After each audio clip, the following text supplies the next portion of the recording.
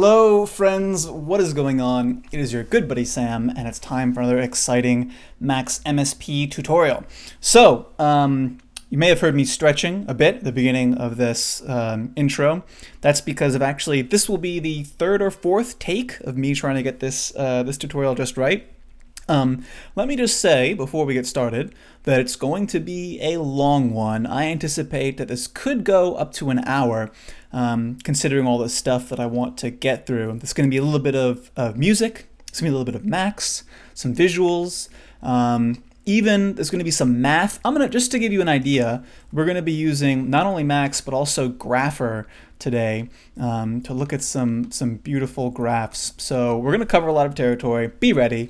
Ordinarily, I would say go ahead and get a snack, but truth be told, a snack might not sustain you all the way through. Go ahead and get 2 or 3 snacks, or even, just get like a plate, get a giant bowl of like barbecued pork and just have that ready as we go through this tutorial, in case you feel yourself passing out from lack of blood sugar.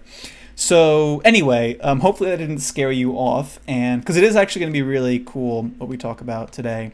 I want to talk about the first patch, or rather the first package alphabetically here in the Max Package Manager in Max 7, and it's called Adsr 221. This is a set of audiovisual, well, it says right here, it's a collection of audio responsive OpenGL rendering patches from Visuals Master Masato Tsutsui. Just so you know, Masato is an unspeakably cool guy who's associated, I believe, with BRDG, which is an audiovisual label in Tokyo, and the Tokyo Max Users Group. And here's his Vimeo. I'll post all these links in the description. But yeah, the audiovisual work coming out of Japan, and especially out of the Tokyo Max Users Group, is just absolutely second to none. It is the non-pariah caper of audiovisual work, and deeply inspiring stuff. So I wanted to be sure to mention those fine folks. Anyway, this ADSR patch, or this ADSR package, it is not like Siphon, a tool, but rather it is a collection of a few good patches that Masato has made. And the one that I want to look at in particular is this mtb.max patch. And you can see, basically you can make some sounds like this, and it causes these shapes to react down here in the screen, or in the viewer. And what he's doing here is layering a few different effects. You've got this ball in the center, the so-called meta ball, that can have a few different shaders applied to it. This here is the so-called X-ray shader, and what it does is color the circle in proportion to the angle between the surface and the camera. So you can see this part of the circle here in the center, where the circle is parallel to the eye plane, is transparent, but here at the edge where it's perpendicular, it's fucking, what do you call this color? White.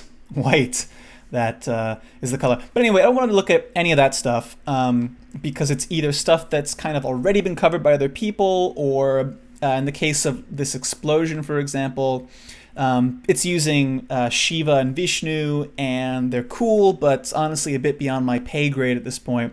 So let's focus on, I'm going to delete all this nonsense. And by the way, feel free to delete, if you download a package, feel free to delete, modify, screw up, or otherwise alter the patches that come in it, because you can always go back and re-download the package, no problem.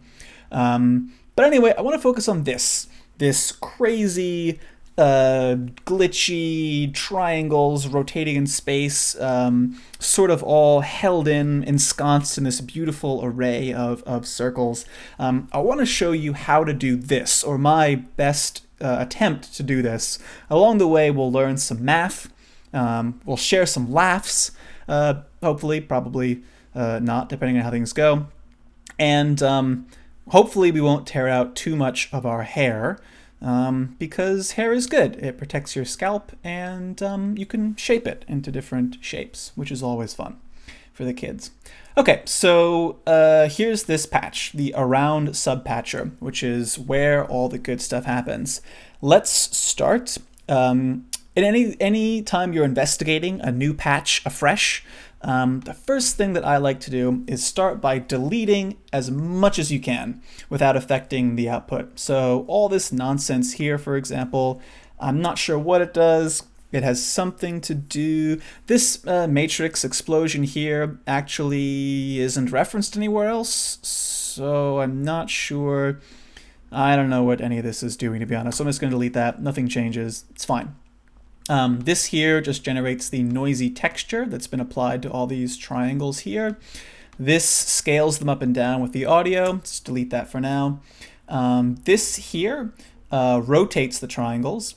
And that's why they're continually rotating, is because with every frame step, this counter is stepping and making the circles rotate. For now, let's just delete that. And what we're left with is this polytilde object down here and this matrix chords object up here. This P circular patcher is generating a set of points, and then if you double click on this polytilde, you'll see what's actually rendering those points. It's this Jit.gl.mesh object that's taking a ton of points and just drawing a mesh with them. The poly object here is being used to generate, so what you're actually seeing down here, this is a poly 3, and that's because Masato is using the polytilde object to render 3 copies of this particular object down here in space. So what I'm going to do is just make that a 1 so that we can see just one example of this shape. And then I'm also going to throw a jit.gl.handle down here. So now we can rotate this these circles. Or rotate this thing, this glitchy thing that Masato has made. So there it is. You can see there's sort of 2 components to this, a bunch of triangles and these circles that are ensconcing what used to be a sphere. Keep that in mind as we take a look at this circular patch. Now, in my personal opinion, this circular patch is a little bit scary, as is so often the case with Max patches that do a lot of math. Don't get me wrong, I like Max a lot. This wouldn't be a 60-part tutorial series. A 60-part tutorial series that now spans like 4 or 5 years, which is terrifying. Yeah, this wouldn't have gone on so long if I didn't think it was really cool. One downside to Max I find sometimes is that it can be very easy to take math and translate that into a patch, but it can be very difficult to take a look at a patch and try to figure out what's going on, especially without comments. There's 2 kind of signposts here that help us out. One are these Uzis. If you've done any computer programming, you have probably used a for loop or 2 in your day. Uzis often are kind of function like for loops, and here this Uzi 10 is drawing, it's hard to count, but there are actually 10 circles at play here. And this Uzi 62 is because each one of those circles is composed of 62 points, walking all the way around the circle. So that hopefully can form the sort of foundation for understanding what's happening here. This Uzi is moving to a different height on the sphere, and this Uzi down here is moving to a different point around the sphere to actually trace out the circle. And what comes out at the end is just a long list of points that's actually the concatenation of all the circles and all the points on each circle up and down the sphere. And there's also these triangles, which are their own crazy fucking thing that we'll get to. We'll get to the triangles, forget the triangles for now, focus on the circles. So now, let's take an aside and move to our favorite program of all time, Grapher. So, to understand how these circles are being drawn, let's start by looking at how a single circle can be drawn in 2 dimensions. So, let's define this circle parametrically, which is to say, let's define a variable called t and set it equal to 0. And then let's make an equation in 2 variables. So, wait, what am I even doing? Let's make a new equation, and let's say x and y. No, wait, I've got this all backwards. Let's, you do f of t, lowercase t here, is equal to, and then we'll make it an equation in 2 variables and say the x value is equal to the cosine of t times 2 pi, and the y value is equal to the sine of t times 2 pi. And if now we add a new equation down here and just do x and y, set x and y equal to f of capital T, we get this point at 1, 0. Because for t equals 0, cosine of 0 is 0. Nope, that's a lie. Cosine of 0 is 1. Sine of 0 is 0. So you get that point there. And if we take this parameter t and we animate it back and forth, nothing happens because why? I'll just go ahead and say it. Glitch. Oh, because, yeah, well, but I will say that it's actually my fault here, but Grapher is a pretty glitchy program sometimes. But let's animate between 0 and 1 with a number of steps equal to like 50 or something. And now you can see this point sweeping out the circle. Very exciting, very exciting.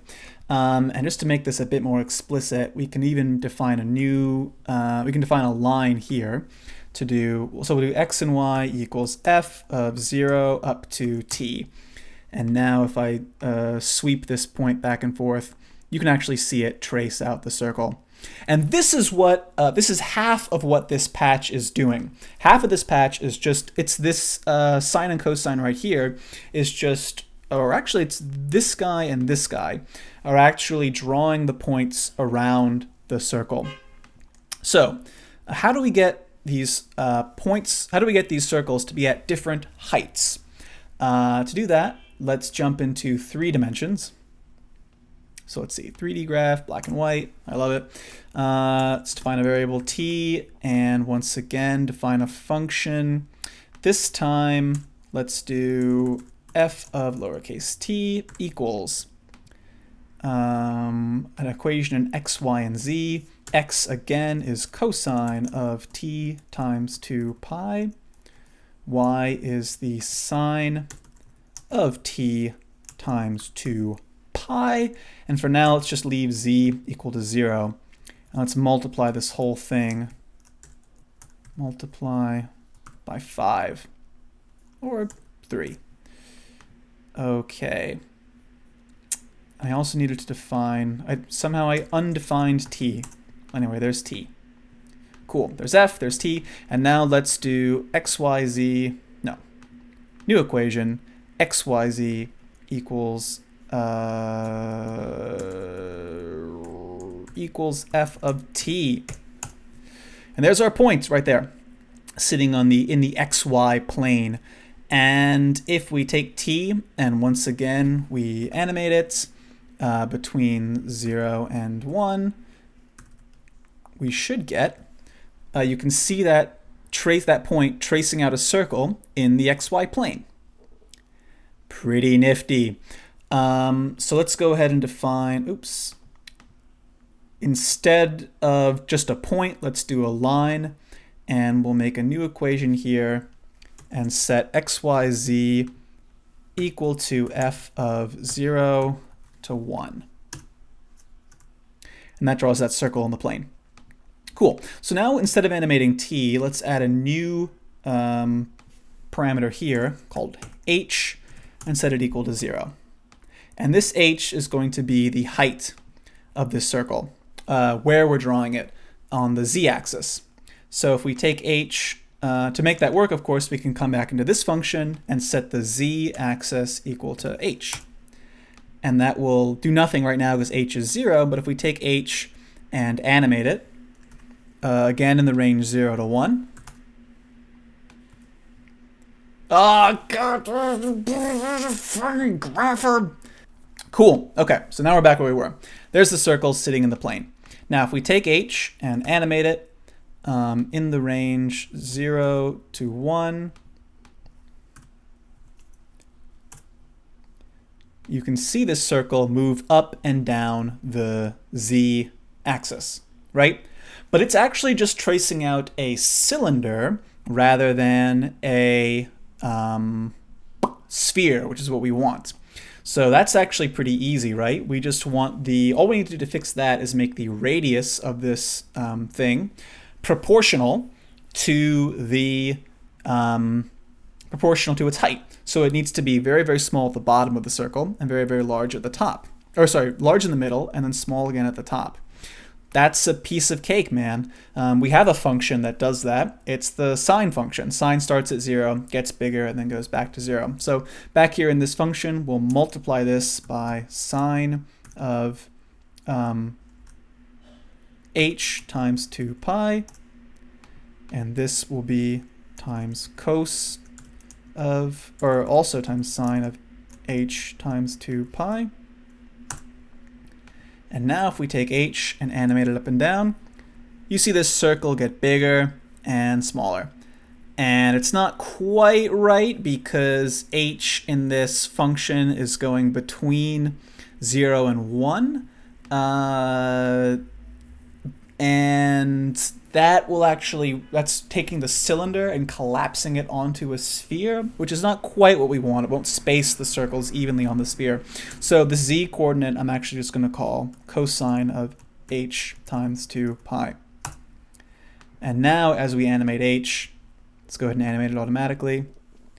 You can see this thing sweeping out the sphere from top to bottom, which is exactly what Masato's patch is trying to do. And when I say trying to do, is doing. Cool, so hopefully that mathematical aside wasn't too tedious, but I think it's important to see what's going on there. So when you look at the max patch and you see this sines being multiplied by cosines and these jit.bars filling up the x, y, and z coordinates of this jit.matrix, you have some sense of why all this nonsense is going on and why it draws a sphere. Especially since what we're going to do now is depart from this entirely, this oozy random sine cosine jit.fill. This is some max 5 shit, man. It's 2016. It's the dawn of Gen. Let's get Gen as hell up in this. So I'm going to depart from this patch temporarily and make a bold new patch. Interesting. Very interesting. Make a bold new patch. I'm going to call this, I don't know, let's say, what shall we? I made a jit.world object, but let's save this patch. I'll save this as Masato copy. And cool, jit.world with a toggle. This just makes, this just fills in our context here. And now what I want to do is exactly what Masato's patch is doing, but using Gen. So I'm going to make a jit.gen object. And what this jit.gen object is going to do is, what it needs to do is calculate all the points of all the circles going around this sphere. And I'm going to start in the case where all the circles are evenly spaced. And we're not going to draw those other glitchy, crazy triangles in the again, we'll get to those. So the way this is going to work, we're expecting the left inlet here to supply, so the way to think about Gen is in Masato's patch, what he's got going on here is he's got Uzis stepping through each circle on the sphere and each point on each circle. And he's calculating each of those one at a time and then slowly filling up this matrix with points. This is not the Gen way. The Gen way is you send over all the points you want to calculate all at once, and then in your Gen patch here, do your calculation on each particular point. So in here, this is going to be the angle around the circle. And over here, this is going to be which sphere, which circle we're talking about, whether it's a circle very near the bottom of the sphere or the top of the sphere. So the first thing that I want to do is talk about the shape of the matrix that comes in. The matrix that comes in is going to have, it's going to be x by y, where the width, the x dimension, is going to be how many points we're going to draw on each circle. And the y dimension is going to be how many circles we're going to draw. So if I swizz out x, this is going to be the points that we're drawing.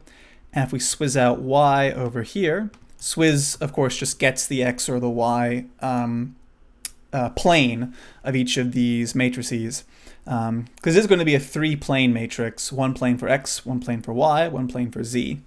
And then what to do with these swizzes is actually pretty straightforward. If you just look at Grapher here, we take 2 pi times the angle of each of these. And then we need to wrap these into x, y, and z. This vec object packs, lets us create a 3-plane matrix from single plane, or a 3-plane value from single plane values up here. So the math was pretty straightforward, right? We just had sine and cosine. So it was the sine of this angle times the x value was the cosine of this angle, which is the angle around the circle, times the sine of this angle, which is the height of this, which was the height of the circle that we're drawing around the sphere. The middle value, or the z-coordinate rather, the z-coordinate was just the cosine of this angle. And this other guy, the y value, if you recall, was the sine of this angle around the circle times the sine of this angle, which is the height of the circle. And that right there, see how much cleaner this looks in Gen? Like there's a chance, not a great chance, but there's a chance that you could look at this patch and actually understand what's going on. And that's it. We're done there. So now all we need to do is fill up this matrix coming in here with values going between 0 and 1 in the x dimension. Not too tricky. We'll use a jit.xper object at xper norm 0. And then remember, we wanted our matrix to be a 3-plane matrix, 1 plane for x, y, and z. We'll use float 32s, and it's going to be 62 by 10. 62 points around the circle, 10 circles to draw. The middle outlet of jit.world sends a bang with every frame. And then we need another one of these over here.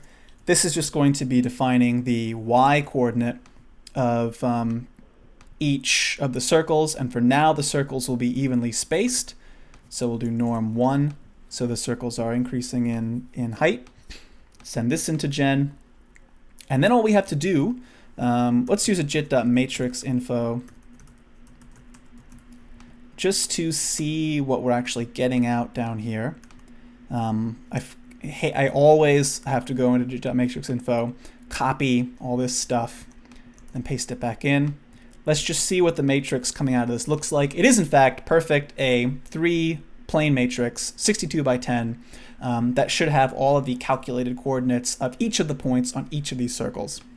And now if we throw this into a jit.gl.mesh object at smooth shape, or at draw mode triangles, at lighting enable 1, at smooth shading 1, we should, if everything went right, see a bunch of circles. And look at that. Oh my God, such intense power. We've actually done it. We're actually drawing these circles. I just want to do jit.gl.handle so we can zoom in and out. Look at that. We have done it. They're very faint, but you can see we've actually managed to draw these circles. You may complain, oh, and they're black on the other side, dark. You may notice that I also think we want to do at color 1, 1, 1, 1. So that, yeah, that's better. So one thing you'll notice is that there are only 5 circles. And maybe there are only 4 circles. Well, there are only 4 circles because the first one is at the bottom of the sphere and therefore has 0 radius. Now there are 4 other circles because these values here coming in the second matrix go from 0 up to 1, and in Gen here we wrap those from 0 up to 2 pi. And what's happening is the circles that we're drawing are going all the way up to the top of the circle and then back down to the bottom in the space of I made a really convincing and helpful gesture with my hands there that you'll never see. But what it means is that if we try to draw a circle at height, say 0.25, it's symmetrical to a circle drawn at height 0.75. So what that means is that there are actually 10 circles here, but they happen to be drawing 2 on top of each other. So if we come back in here, this Jit.Export object at norm1, and just divide that by 2, you'll see all the circles, all 10 of the circles that we expected to have, or maybe all 9 or 8 because we're missing the 1 at the point. Okay, so that's the circles over and done with. Hopefully you're as excited about that as I am, because now things are going to get a little bit crazy. Back in, let's quit Grapher for now. Sorry, Grapher, I'll miss you. Back in Masato's patch, so it's time to talk about those glitchy ass triangles. And it's time for us to take a very close look at Masato's patch here to try to figure out what is going on. Now, there's too many circles here for me to see what's going on. So I'm going to start by going into his circular patch, and this Uzi 10, I'm going to make it an Uzi 2 so we can see a bit more clearly what's going on. Cool. Okay, so the way to look at this is what we're trying to do is look at this and figure out what these triangles actually are. And what they are is this. I glossed over it a second ago, but the draw method here in this jit.gl.mesh object is triangles, draw mode triangles.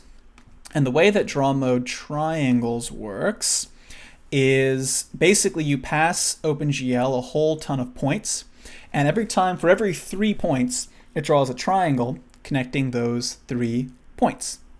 You can see here 6 points have been provided to OpenGL, and then down here it draws 2 triangles. And that's more or less what's happening here. These look like circles, but they are in fact, as you can see if we zoom in a bit, they are in fact just very, very skinny triangles. And now I've messed up my handle and can't.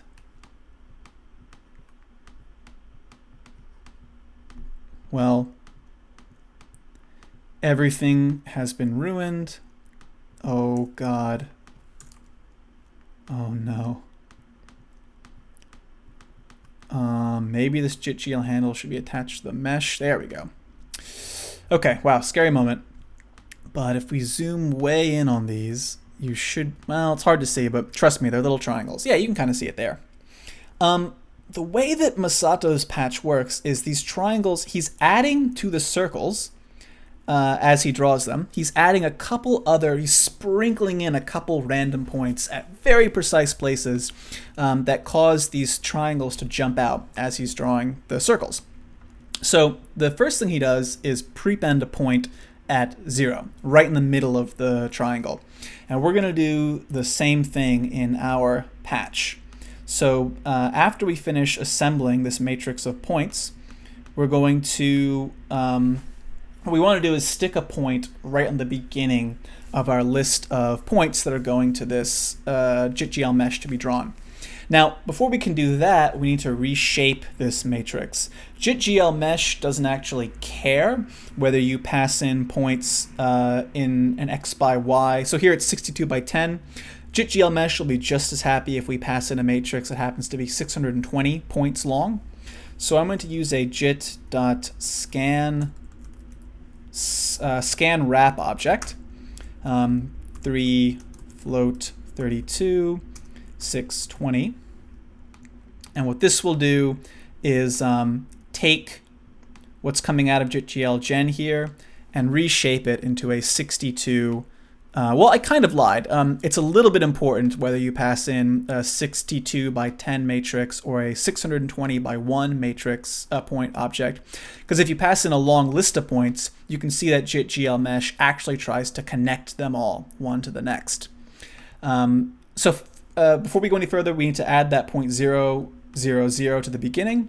So we'll just do jit.concat at concatdim0, because we want to concatenate in the x dimension. There is only one dimension. We might be able to leave that off. Let's try leaving that off. But we want to concat our matrix with a jit.matrix 3 float 32 1. It's just a single point, really. Trigger bang list. So first send the output of this to the jit.concat, because we want to put the 000 point first. And what this does now, what this should do now, is, as I was saying, add the 0.000 to the front of our list of points to be drawn. And now what we should expect to see is a triangle going from the origin out to a point on this thing. And that is something that I am very sad to say we do not see. Maybe this does need to say at concatdim0. So the next thing that Masato is doing in his patch is what you can kind of see. There's a point at 000, and then this triangle goes out to some...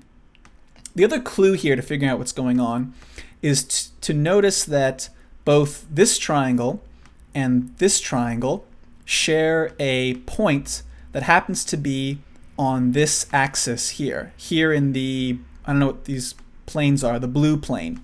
There's a point here that's in the blue plane and a point here that's in the blue plane on this triangle. And that's key to understanding what's going on here, because the way that these triangles are being drawn is first, for every circle, Masato adds a random point to the beginning of that circle, and then goes back to the first point of the circle to begin drawing all the way around. So what that does is add a crazy triangle right to the beginning of every single circle. We can accomplish that pretty straightforwardly if, in addition to passing this matrix of points to be drawn to Jit-GL Gen, these evenly spaced points all the way around the circle, we add a random point to the beginning. So we're going to do the same thing here, jit.noise 3 float 32 1 10, and jit.concat. We're going to concatenate this noise with what we're sending in to be drawn here, and pass that to jit.gen. And of course we need to bang on that noise. And now you'll see we're getting some crazy triangles added into the mix over here. We don't want a new noise with every single bang, though. We actually just want to first generate that noise once, maybe once when we start the patch, and then jit.matrix 3 float 32 1 10. We actually just want to send out the same matrix with every bang. So there you go. There's some crazy triangles added to our circle in the Masato way. And there is none from the origin. Why is there none coming from the origin? That makes me really scared. I really don't understand what that is. Something else, this scan wrap here is now too small. This should be 630. This doesn't appear to have changed anything. Cool. Okay, making progress. Next thing that we should adjust down here with this mesh, we probably want to disable lighting. Yeah, that looks cool.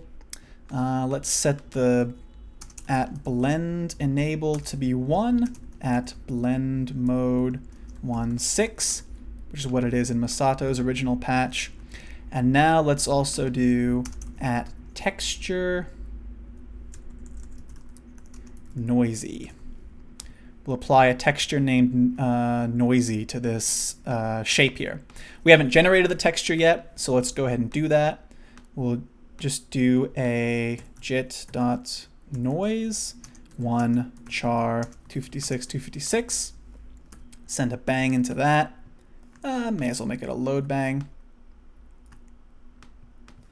Jit.texture noisy. I think that's all you need.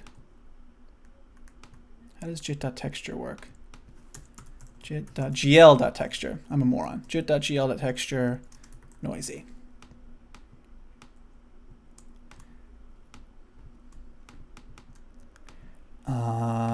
That should have applied the texture to this thing, and it looks like it did not. What am I missing? Oh, I'm dumb. Okay, so it's saying noisy here. This refers to the name of the OpenGL context, not the name of the texture. So we need to do @name noisy. There we go. And now we're applying a random noise to this object here, to the random texture, a big plate of randomness, jit.p window, to this texture. Now you may notice that the texture we're generating is this beautiful scrambled mess. The texture that's actually being applied to this shape is not. It's just a random grayscale value. That's because we haven't set the texture coordinates for this Jgl Mesh. So the way to do that, we just want to make those, a simple, easy way to do that is just to make those go in the range 0 to 1 in X and 0 to 1 in Y. So what we'll do is just jit.gl or jit.expr at expr norm 0. I think this will set the texture coordinates for us. No, not quite. Okay, so when last we left off, this texture map was looking not exactly how I wanted it to look. That's because in Masato's patch, you'll notice that the way these things are textured doesn't really depend on the position of the object, or rather, it does depend on the position of the object. It's almost as if the objects are some kind of transparency screen that are revealing the texture behind them to us. And that's done by setting this thing called the texture map on Jgl Mesh. So I'm going to add in here at textmap3. Textmap3 stands for the eye plane. In other words, the way these things are textured depends on where they appear relative to the eye, which is this basically the plane here, the viewport, so to speak. So that's how we got that cool texture going on there. And so now our thing is textured correctly. Let's see, what remains to be done? Well, first thing that we could do is over here, we may want to take this matrix and rather than having these circles spread out evenly, let's do jit. So instead of this norm here, we'll do jit.gl or jit.noise 3 float 32 110 to generate 3 or 10 random heights for each of these triangles. We'll have a load bang, and we'll have this be generated once at the beginning and then banged out on the regular from jit.world here. Oh my god, look at that. We are well on our way to being even a fraction as cool as Masato-san. Cool. Our background is gray and that looks stupid. Let's make our background black. So send render erase underscore color 000. That did not work. 0000. 0001. Yeah, much better. Cool. There's our circles doing their thing. We are basically done. We're basically done. That's very exciting. Let's throw a load bang up here so that the set render color actually gets done. Okay, so here's an excellent question that you might ask at this point. Why did we bother doing all this nonsense in Gen? It was working perfectly well before. Well, I have an answer for that. This matrix here is, or this matrix here rather, is controlling the rotation of each circle. So you can imagine if you added a value here to the point of calculation for each circle, then you'd essentially be rotating one of the circles in this thing. And this matrix over here is controlling the height of each circle. So if you added something to this, you'd be moving each circle up and down the sphere. And since we have these matrices here, we can do cool shit to them, and it will affect this output shape. Say, for example, we took this matrix and threw in a jit dot plus at val 0. This will do nothing because we're adding nothing to each value in this matrix. But now if I say throw in a phasor, give it the argument of 0.05, and then add in a snapshot tilde with a value of 10. Oh, look at that. All of a sudden, these circles are panning up and down the sphere, adding a very enticing, and I might even go so far as to say sultry, dimension of animation and interest to our otherwise glitchy and inorganic shape. Very nice. Very nice, very artistic choice there, I think, by whoever the artist is here in the context of this particular patch. And why not go one step further and instead of just arbitrarily adding, or just adding a continually increasing bit of sound to these circles, let's do something and make this a bit more audio reactive. So we've done some audio reactive stuff with this with Max before.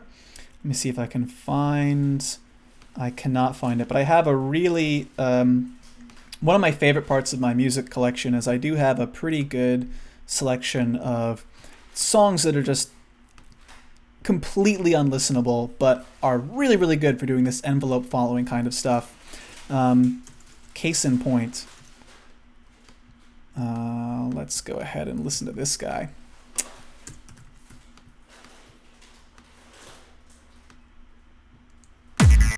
Right? I mean, perfect. The perfect envelope following testing track, but you really wouldn't want to be caught alone in an elevator with that song. So we've done some stuff in the past, taking, I mean, this should look pretty familiar to you. ABS tilde to get the absolute value of the signal, and then something like ramp smooth 0 to 50 to take that and ramp it whenever it goes down, but not up. But something that might be cool is supposing we take that and then we do clip tilde 0.5, say 1, and then from that we subtract 0.5. What this will do is take that signal and ignore all values that are less than 0.5. Let's throw in a number box here so we can scale that value if it's not good to us. So let's now throw in a scope just so we can see. And you can see we're getting some occasional little blips here as the song is just loud enough to cross that barrier.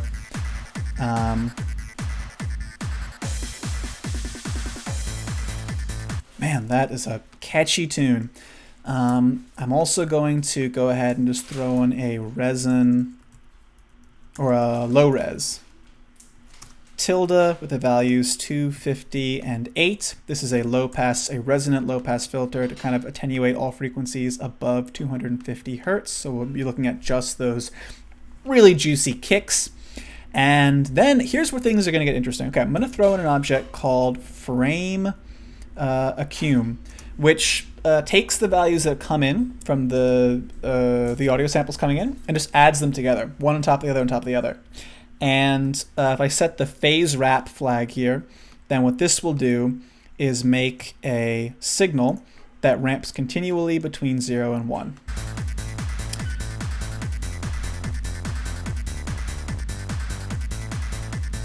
It's actually much, much too big, but you can see here kinda the way it's ramping up.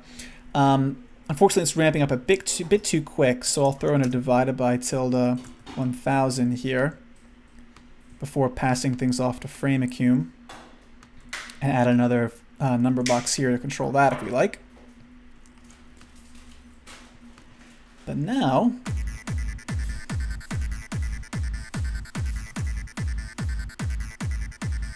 oh, it's actually not that bad.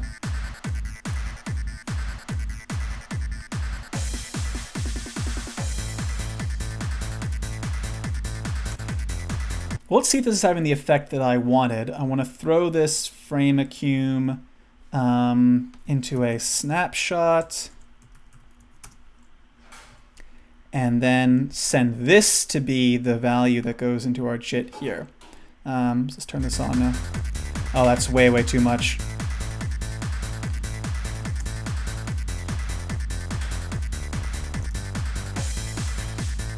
So what you can hopefully see here is that I am changing the height of each circle, but only when there's a kick, and then only by increasing it a certain amount.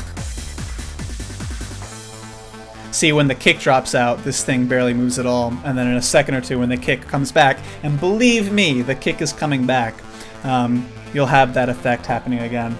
Just give it 1 second. Just enjoy this moment in the song. This is basically exactly the music that I used to make like freshman year of college in GarageBand, when I thought that I was a international bedroom EDM superstar. Yeah, see? Look at that. It looked like it wrapped in a really stupid way, so maybe we need to do scale minus... Oh, you know what? These FrameAccum values go between minus pi and pi, so we actually want to do scale tilde negative 3.1415, 3.141501. That's silly of me.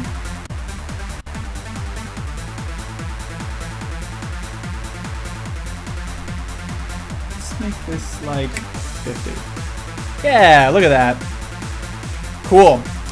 Okay, guys. Well, guys and girls, we have made it all the way to what I'm going to call the end of this patch. Thank you for watching and for, oh my god, 49 minutes. This may be the longest one to date. It should probably be broken into pieces, but it won't be because editing is boring. Thanks for watching. I hope that was useful and exciting. Thanks tremendously to Masato for making this patch and sharing it with all of us. And hopefully I will see you next time for part 61. So thanks for watching again, and yeah, take it easy.